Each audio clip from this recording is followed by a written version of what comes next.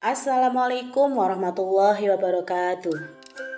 Anak-anakku yang soleh-solehah, Alhamdulillah hari ini kita berjumpa kembali dengan saya Bu Atikoh di mata pelajaran Al-Quran Hadis kelas 12. Nah anak-anakku, bagaimana kabar kalian hari ini?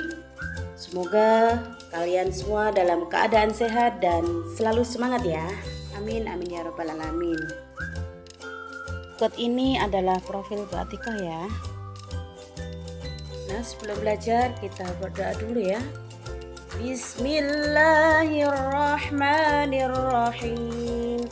Rabbi syrah li sadri wa yassir li amri wahlul 'uqdatam min lisani yafqahu qawli. Rabbi zidni ilma warzuqni fahma waj'alni min ibadika sholihin. Materi yang akan kita pelajari pada hari ini adalah menjaga kelestarian lingkungan. Dengan kompetensi dasar 1. Memahami ayat Al-Quran dan hadis tentang menjaga kelestarian lingkungan hidup. 2. Menerjemahkan dan menjelaskan ayat Al-Quran tentang menjaga kelestarian lingkungan hidup. Baik anak-anak, materi yang pertama yaitu surah Ar-Rum ayat 41 sampai 42. Kita baca bersama ya. A'udzu billahi minasy syaithanir rajim. Bismillahirrahmanirrahim. Zaharal fasadu fil barri wal bahri bima kasabat aydin nas liyudhiqahum ba'dalladhi 'amilu la'allahum yarji'un. Qul siru fil ardi fanzuru kaifa kana 'aqibatul ladzina min qabl kana aktsaruhum musyrikin. Artinya adalah zaharul fasadu, telah tampak kerusakan, fil barri, di daratan, wal bahri, dan lautan, bima kasabat aidin nasi, disebabkan oleh perbuatan tangan manusia. Liyudhiqahum, nah ini berasal dari kata adzaqa yudhiqu, ya, merasakan. Liyudhiqahum, supaya mereka merasakan ba'dalladzi amilu, sebagian apa yang mereka lakukan atau mereka kerjakan, la'allahum yarji'un, ya, supaya mereka kembali ke jalan yang benar. Maksudnya di sini adalah ya telah terjadi kerusakan ya yang ada di darat dan di laut, itu kebanyakan adalah dari perbuatan manusia ya. Contohnya apa? Ya, contohnya ya yang ada di sekitar kita, misalkan banjir ya, banjir di mana-mana ya tahun 2017 itu ya di Pacitan ya, terus polusi udara, penggundulan hutan ya, itu yang terlihat, tanah longsor ya. Namun ada juga ya kerusakan-kerusakan yang tidak kasat oleh mata. Contohnya apa? Kemaksiatan, ya, kesyirikan. Nah, seperti itu. Nah, ya kerusakan di bumi ini itu adalah merupakan peringatan dari Allah supaya manusia itu bisa berbuat kebaikan lagi ya dan berjalan di jalan yang benar. Nah, kerusakan dan musibah yang sering terjadi itu harusnya mampu menyadarkan manusia sehingga mereka itu kembali ke jalan yang benar. Nah, kemudian kita lanjutkan pada surah Ar-Rum ayat 42 ya. Bismillahirrahmanirrahim. Kul, katakanlah ya, siru. Ini berasal dari kata saro ya, siru, sir ya, fi'il amarnya adalah sir. Kalau ditujukan kepada orang banyak yaitu siru, berjalanlah kamu sekalian, fil ardi, di muka bumi. Nah, jadi kita itu disuruh melakukan perjalanan di muka bumi. Ya, di sini bisa juga dengan rekreasi ya, tadabbur alam ya. Tapi yang dilihat di sini adalah merenungkan ya, merenungkan bagaimana ciptaan-ciptaan Allah yang sangat luar biasa sekali ya. Kemudian fangduru, ini berasal dari kata nadoro yang duru, fi'il amarnya ungdur, lihatlah. Kalau untuk orang banyak ungduru ya, fangduru, lihatlah kamu, maka lihatlah kamu sekalian. Kaifa kana aqibatul ladzina min qabl, bagaimana akibat dari orang-orang terdahulu. Kana aktsaruhum musyrikin ya, bagaimana kebanyakan dari mereka adalah orang-orang yang musyrik. Ya, jadi kita itu disuruh tadabbur alam ya, untuk melihat ya, fangduru tadi ya, melihat. Tapi melihat di sini tidak hanya secara kasat mata saja ya, tapi ya bisa juga dengan mengambil pelajaran, merenungkan ya, mencari fenomena alam, kemudian mencari hikmahnya ya, akibat perbuatan orang-orang yang terdahulu ya. Nah, dari memperhatikan tersebut kita itu akan tahu ya, kita itu akan tahu dengan melihat sejarah-sejarah umat terdahulu ya. Tahu apa? Ya, kita akan menyadari akibat yang didapatkan jika melakukan kerusakan ya. Nah, dengan demikian kita itu akan menambah keyakinan ya, tambah yakin di dalam hati ya, semakin menguatkan keimanan kita kepada Allah dan Rasul ya, dan otomatis kita akan menjadi semakin taat ya dalam menjalankan perintah-perintah Allah dan menjauhi larangannya. Selanjutnya kita membahas surah Al-Furqan ayat 45 sampai 50. Bismillahirrahmanirrahim. Alam taro, apakah kamu tidak memperhatikan ila rabbika, kepada Tuhanmu, kaifa maddadzilla, bagaimana Allah memanjangkan atau memendekkan bayang-bayang. Walau sya'a, dan jika Allah menghendaki, la ja'alahu, maka dia menjadikan bayang-bayang itu sakinan, tetap. Tsumma ja'alna, kemudian kami menjadikan asyamsa, matahari, alaihi dalila, sebagai petunjuk atas bayang-bayang itu. Nah, ayat ini menjelaskan tentang perintah Allah kepada kita untuk memperhatikan matahari dan bayangan benda yang ditimbulkan oleh sinarnya. Allah Subhanahu wa Ta'ala memanjangkan dan memendekkan bayang-bayang suatu benda supaya manusia bisa menjadikannya sebagai petunjuk waktu. Pada zaman dahulu, bayang-bayang ini digunakan untuk petunjuk waktu. Apakah sudah masuk waktu zuhur, apakah sudah masuk waktu asar. Nah, ini dengan melihat panjang atau pendeknya suatu benda. Nah, kemudian jika Allah menghendaki, niscaya dia bisa menjadikannya tetap dan tidak berubah-ubah. Namun tidak demikian ya. Jadi Allah selalu menjadikan bayang-bayang benda berjalannya itu adalah konstan atau tetap dan tidak berubah-ubah. Kemudian ayat selanjutnya, tsumma qabadnahu, kemudian kami menarik bayang-bayang itu ilaina, kepada kita, qabdan yasira, dengan tarikan yang perlahan-lahan. Jadi berjalannya matahari itu adalah perlahan-lahan dan tetap atau konstan ya. Selanjutnya, wa huwallazi ja'ala lakum, wa huwa, dan dialah Allah, allazi, zat, ja'ala lakum, yang menjadikan kamu sekalian, al-laila, malam hari, libasan, sebagai pakaian, wan nauma, dan tidur, subatan, untuk beristirahat, wa ja'ala, dan Allah menjadikan an-nahara, siang hari, nusyuran, untuk berusaha. Jadi ayat 47 ini menjelaskan tentang kekuasaan Allah yang menjadikan malam sebagai waktu untuk tidur dan beristirahat, yang di sini diistilahkan sebagai pakaian. Dan dia, Allah ya, menjadikan tidur itu seperti mati, karena pada waktu tidur seseorang tidak memiliki kesadaran. dan seluruh anggota badannya berhenti bekerja. Nah, Allah menjadikan siang sebagai waktu untuk bekerja dan berusaha.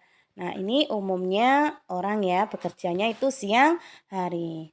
Nah, terus bagaimana ya dengan Pak Satpam? Ya, ini berbeda dengan keumuman manusia lainnya ya. Karena kalau Pak Satpam itu bekerjanya adalah malam hari, gitu ya. Selanjutnya, wahwalladzi arsalar riyaha. Wahwalladzi dan dialah Allah arsalar riyaha yang menghembuskan angin busyron sebagai kabar gembira baina yaday rahmatih. Maksudnya di sini adalah nazalal matar minas sama. Nazal matar turunnya hujan minas sama dari langit. Wa anzalna dan kami menurunkan minas sama'i dari langit ma'an air tahuron yang amat bersih atau yang amat suci. Nah, ayat ini menjelaskan tentang kekuasaan Allah ya dalam meniupkan angin dan membawa gumpalan awan sebagai kabar gembira bagi manusia akan datang musim hujan. Nah, awan yang bergumpal-gumpal menurunkan air hujan yang sangat bersih untuk kebutuhan manusia dan seluruh makhluk hidup di bumi. Ayat 49. Linuhya bihi baldatan maita. Linuhya agar supaya kami menghidupkan bihi dengan air itu baldatan maita, negeri yang mati. Maksudnya di sini adalah daerah-daerah yang tandus, gersang ya akibat musim kemarau. Wanuskiahu dan kami memberi minuman dengan air itu mimma dengan segala apa kholakna yang kami ciptakan an'aman untuk binatang-binatang ternak wa anasia dan manusia kathiron yang banyak. Anasia ini adalah jamak dari anas ya. Nah, ayat ini menjelaskan bahwasanya air hujan menjadikan tanah yang tandus kembali subur dan bisa dipergunakan untuk bercocok tanam. Air hujan mencukupi kebutuhan air minum bagi manusia dan seluruh makhluk Allah di bumi. Nah, tentunya ketika hujan turun, kita harus berdoa ya. Supaya apa? Supaya Allah menjadikan hujan yang diturunkan pada hari ini dengan membawa berkah dan manfaat ya. Jangan sampai Allah menurunkan hujan ini sebagai malapetaka bagi kita semua. Ayat yang terakhir, ayat 50. Walaqad sarrafnahu dan sesungguhnya kami telah mempergilirkan hujan itu bainahum di antara manusia liyadzakkaru supaya mereka mengambil pelajaran, mengambil hikmah. Fa'aba aktsarun nasi namun kebanyakan manusia itu aba, enggan, cuek ya, illa kufura kecuali mengingkari. Ayat 50 ini menjelaskan bahwasanya Allah mempergilirkan hujan di berbagai kawasan di bumi. Nah, Allah berkehendak demikian dan ada hikmah di balik semua ketetapannya. Namun manusia di sini harus mampu mengambil pelajaran ya, mengambil hikmah melalui pergiliran hujan di daerah-daerah di bumi dan dihidupkannya tumbuh-tumbuhan melalui air hujan tersebut ya, bahwa Allah itu maha kuasa untuk menghidupkan orang-orang yang mati. Juga agar orang yang tidak memperoleh hujan menjadi ingat bahwa sesungguhnya tidaklah suatu kawasan mengalami musim kering ya kecuali hanya karena suatu dosa yang dilakukannya. Sehingga ia sadar dan menghentikan perbuatan dosanya itu. Nah anak-anak, kita sudah mempelajari surah yang tadi ya. Nah, sekarang kita ganti membahas surah Shad ayat 27. Nah, Allah di sini menegaskan bahwa apa yang diciptakan Allah di langit maupun di bumi itu tidaklah sia-sia. Pasti ada manfaatnya. Walau sekecil apapun, pasti ada manfaatnya. Hanya permasalahannya, kita tidak selalu mampu, kita tidak selalu bisa untuk mengungkap manfaat atau hikmah dari ciptaan Allah tersebut. Langsung kita baca ya. Bismillahirrahmanirrahim. Wama dan tidaklah Khalaqna kami ciptakan as-sama awal arda langit dan bumi wama bainahuma dan apa yang ada di antara keduanya itu batil atau sia-sia. Dzalika dhannul ladzina kafaru yang demikian itu adalah anggapan orang-orang kafir. Fawailun maka celakalah lilladzina kafaru untuk orang-orang kafir minan nah mereka akan masuk neraka. Nah, jadi isi kandungan surah Shad ayat 27 ini adalah semua ciptaan Allah di alam semesta pasti memiliki hikmah dan manfaat.